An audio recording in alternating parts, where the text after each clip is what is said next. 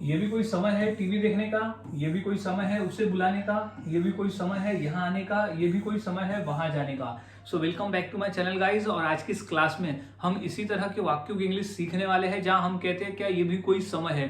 Common क्या दिख रहा है यहाँ पर, दिख रहा है कि क्या ये भी कोई समय है, तो ये भी कोई समय है किसी कार्य को करने का। तो आज इतनी आसानी से इस वाक्य की इंग्लिश को सीखेंगे कि हर किसी के लिए ऐसे वाक्य को इंग्लिश में बनाना और उसे बोलना आ जाएगा। तो इस क्लास को शेयर कर दे, हर किसी को शेयर कर दे, ताकि हर कोई ऐसे वाक्य की इंग्लिश सीख सके और बोलना शुरू कर सके। और हाँ गाइज, मैंने ऐसे ही 300 सेंटेंस फॉर्मूला भी तैयार किया है, जिसके आधार पर आप आसानी से ऐसे 300 वाक्यों की इंग्लिश सीख सकते हो, जो हम रोजाना के बोलचाल में बोलते हैं फॉर्मूले के माध्यम से। और आपको यहाँ मिल जा रहा है हर फॉर्मूले के साथ में कुछ एग्जाम्पल्स, जाके आपको बेहतर समझ सके। तो अब हम सीख लेते हैं कि इस तरह के वाक्य की इंग्लिश हम कैसे बनाते हैं और कैसे बोलते हैं। तो सबसे पहले हमें समझ लेना होगा फॉर्मूले को।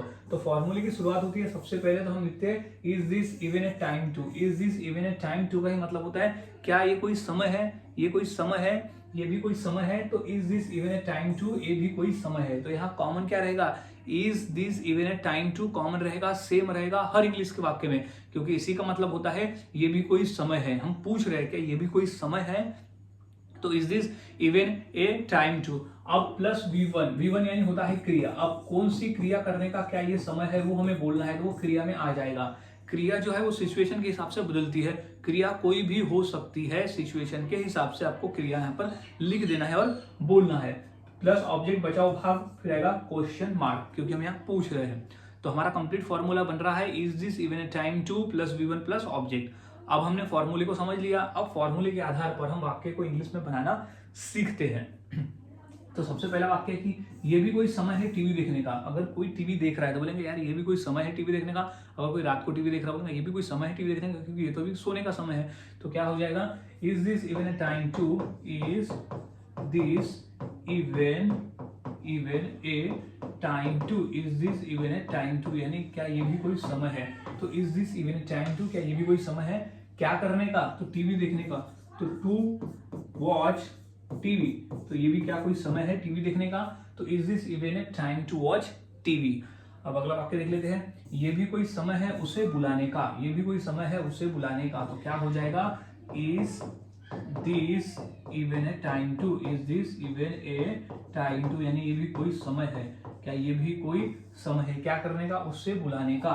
तो टू कॉल हिम, उसे बुलाने का। तो टू कॉल हिम, उसे बुलाने का।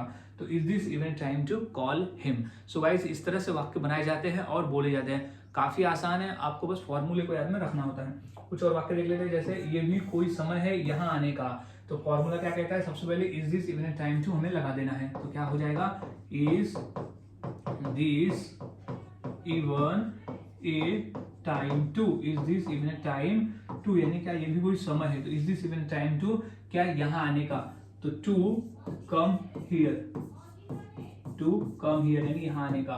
तो टू कम हियर। अब क्या है, ये भी कोई समय है वहां जाने का। तो ये भी कोई समय है वहां जाने का, तो इसकी इंग्लिश क्या हो जाएगी, is this even time to, is this even a time to, is this even a time to, यानी क्या ये भी कोई समय है। तो is this even a time to, वहां जाने का। तो टू गो देयर यानी वहां जाने का। तो टू गो देयर यानी वहां जाने का। Is this even a time to go there. So guys, इस तरह से वाक्य बनते हैं और बोले जाते हैं। काफी आसान है, बस आपको फॉर्मूले को याद में रखना होता है। फॉर्मूले अगर आप याद में रखते हो तो आसानी से ऐसे वाक्य की इंग्लिश आप सीख जाते हो। कुछ और वाक्य देख लेते हैं, जैसे ये भी कोई समय है मुझे बताने का।